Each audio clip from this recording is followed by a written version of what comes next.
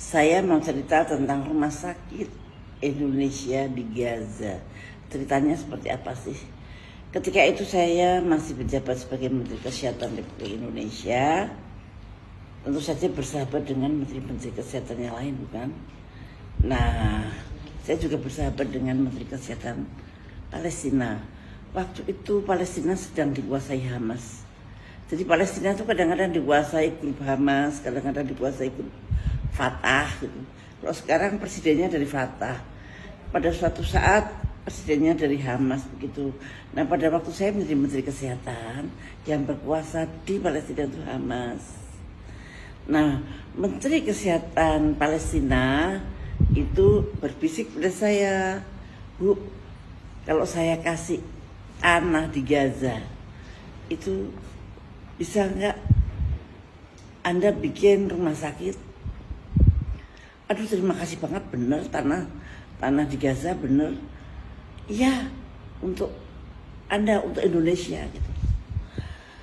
Saya nggak kebayang siapa yang mau membuat rumah sakit di sana. Pokoknya saya iyain dulu, nanti saya cari yang bisa bikin rumah sakit di Gaza. Nah, makanya begitu saya pulang dari sana, saya memanggil yang namanya Yusri Rizal. Yusri Rizal kebetulan memang sudah dekat dengan saya sejak tsunami. Nah, kemudian saya cerita sama Yusri, saya ditawarin loh sama Menteri Kesehatan Palestina mau dikasih tanah, tapi di Gaza. Di Gaza itu tempat perang loh, Yus. Saya juga heran, ngapain tempat perang dikasih rumah sakit, saya bilang. Wah, Yus itu bersyukur. Alhamdulillah. Kenapa, Yus? Ternyata Yus Rizal itu bercita-cita membuat rumah sakit di Gaza, tetapi dia memikirkan bagaimana caranya mendapat tanah di sana. Padahal saya sama Yus tidak pernah ngomongin tentang rumah sakit di Gaza. Nah, itu aneh, itu keanehan Tuhan menurut saya. Kemudian Yusuf dengan semangatnya mencari dana dari rakyat Indonesia. Sebetulnya sudah ditawarin oleh Iran waktu itu. Kalau mau bikin rumah sakit, aku mau nyawer. No, ini punya Indonesia, harus dari uang dari Indonesia. Itu Yusuf. Terus kita cari uang tentu saja kami dari umat Islam dan dari pengajian ke pengajian kita kumpulin uang sedikit demi sedikit, dan kemudian kumpullah uang itu. Ada juga donatur yang besar juga ada. Kemudian kita rencanakan pembuatan itu, dan yang merencanakan, yang membuat gambar, yang merencanakan Pak Farid, namanya Farid Talib.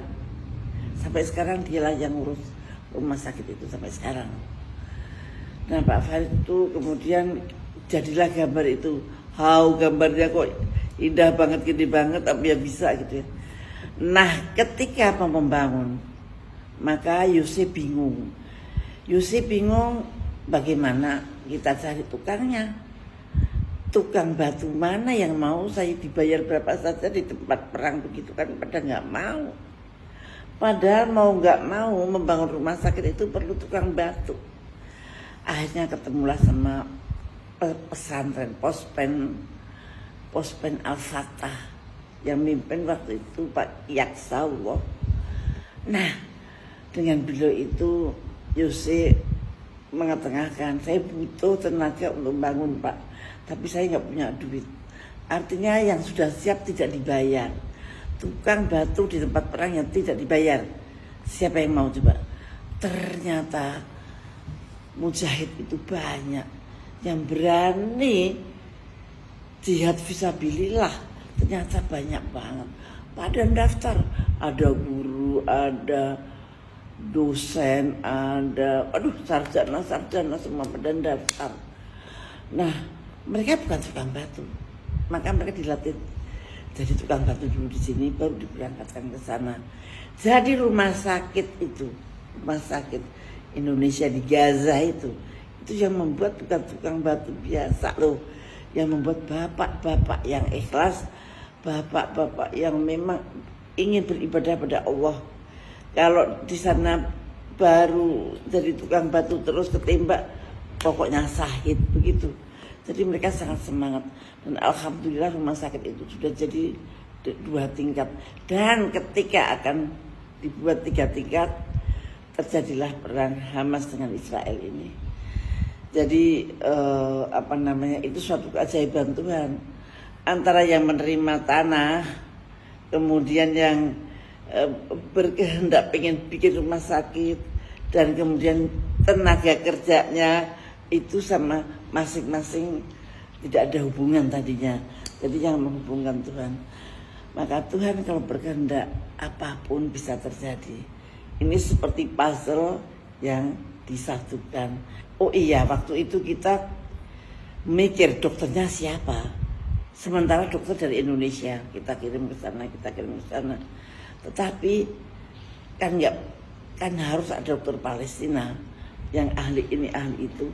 Akhirnya mereka mengirim 10 dokter untuk kita sekolahkan di Indonesia untuk spesialis trauma, saya kira ya, karena di sana kita akan menolongi orang-orang korban perang. Dan kami masih tetap mengharapkan bantuan Anda, bagaimana supaya rumah sakit itu bisa berjalan terus. Bantuan Anda sekecil apapun akan sangat berarti bagi rumah sakit Indonesia di Gaza.